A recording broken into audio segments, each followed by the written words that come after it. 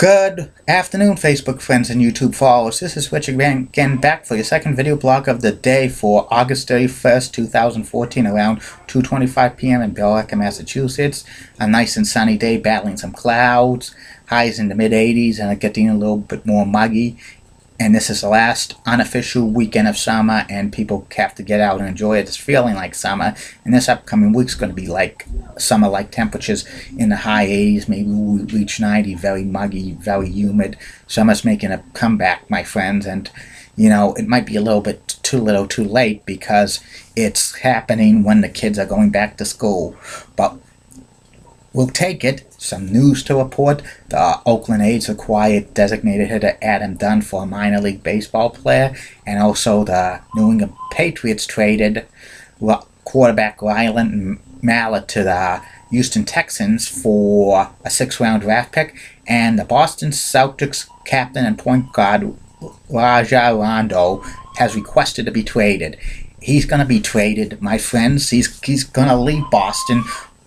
Rondo's slated to become a free agent at the end of this year, and he's not going to be re-signing with a team that's going to be in a major rebuilding process. He just wants to win a championship. He's going to get traded probably soon, and will start the process of a long rebuilding process for the green team. I expect this to be 3 to 5 years, and look for the Celtics to be in the bottom of the league, maybe get very high draft picks, maybe get a #1 draft pick if the ping-pong balls land right. But in the lottery, they haven't had any luck so far. But it's going to be a long rebuilding process, Celtics fans. But I think when it's all said and done, they're going to be okay. I think they're going to win championship number 18 in due time. And that's about it on the news. My next subject is about the state of college basketball in New England. The game of basketball was actually invented in Springfield, Massachusetts in 1890 by James Naismith, and it's like there's a lot of good college basketball teams in New England. There's about maybe over 20 Division I schools that have basketball programs in the NCAA, and some of them have very success and stuff. And the New England has had like a lot of great college basketball teams over the years. 1947, Holy Cross won the NCAA championship. On that team was future Boston Celtics legend and Pro Basketball Hall of Famer Bob Cousy.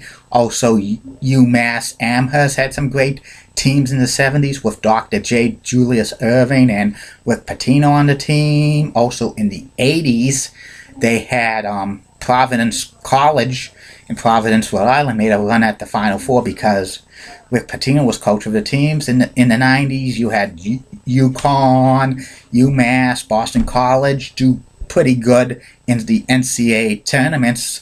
They've had some of them made the Final Four, some of them made the Elite Eight in the college basketball tournament. In 1999, UConn won the big dance for the men's basketball championship, and they've won 3 successful championships: 2004, 2011, and 2014.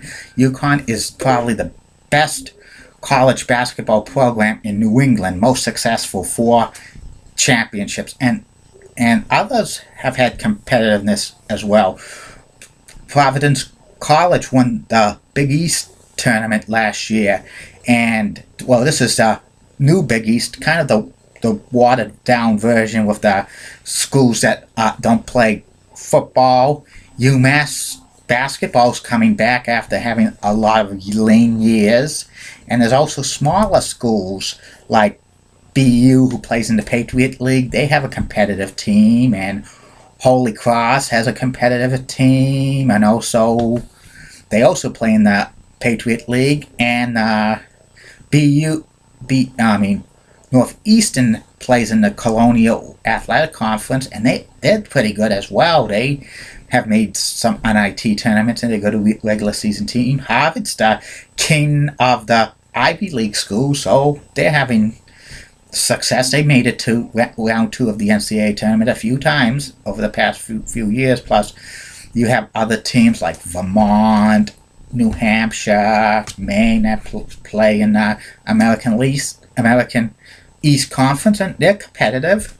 And UMass Lowell, who's transitioning to Division I in college basketball. This is the second year they're in Division I for basketball.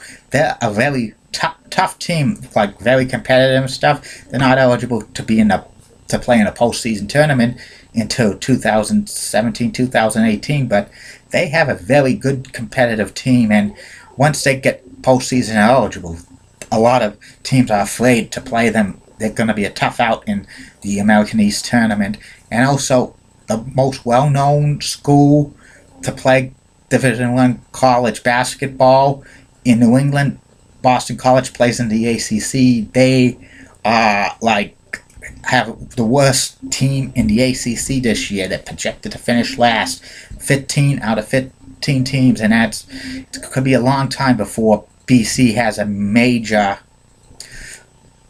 like the NCAA tournament, because it's very tough, competitive in the ACC. The ACC is one of the best college basketball conferences in all the nation. What do I think how the college basketball is in New England? It's very, very good. It's not like a hotbed for like down south, like North Carolina or Kentucky or Indiana, or like the Midwest or like West Coast California. But it's right up there, like college basketball. It's probably the number one sport in like Connecticut because of UConn and like UMass Amherst as well, and the other schools are like have competitive teams and stuff like that. So it's pretty popular. I wouldn't say it's popular with the 4 major sports, but it's kind of up there. It's probably ahead of college college football, because there's only 3 Division I schools in New England that play in the FBS.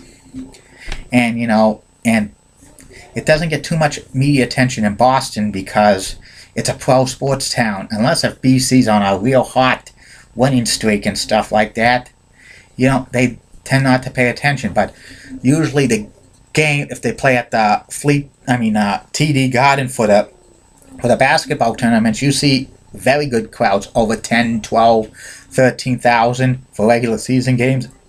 And they sell out when they have the NCAA men's basketball tournament, the first couple of rounds and the regional finals. It's always sold out in Boston, and I think college basketball just in this area is good. It's very good, but you won't see it overpass the 4 major sports. But I think there's a loyal fan base for the college basketball fans in New England. I think it would be even better if BC had a very, very competitive team, like if they make some NCAA tournaments or maybe win the Atlantic Coast Conference like championship tournament. That would be something if they could beat Duke or North Carolina or any of those other schools. That would be awesome if they did that, because they would get a very high seed.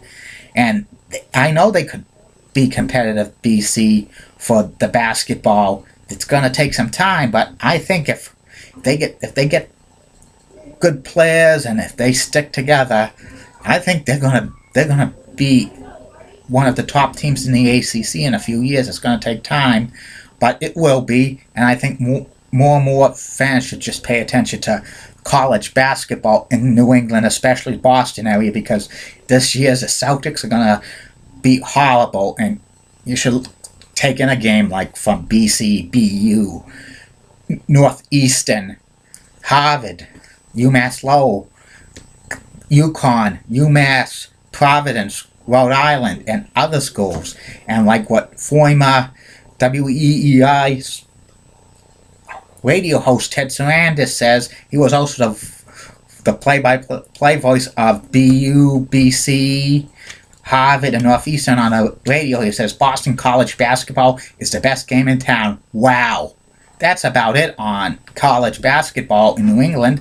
I'll be back later for my third and final video blog of the night, and it will be about WWE Diva Trish Stratus. And if there's any breaking news or any special reports, I'll make a special blog for that. See you later, Facebook friends and YouTube followers. Bye.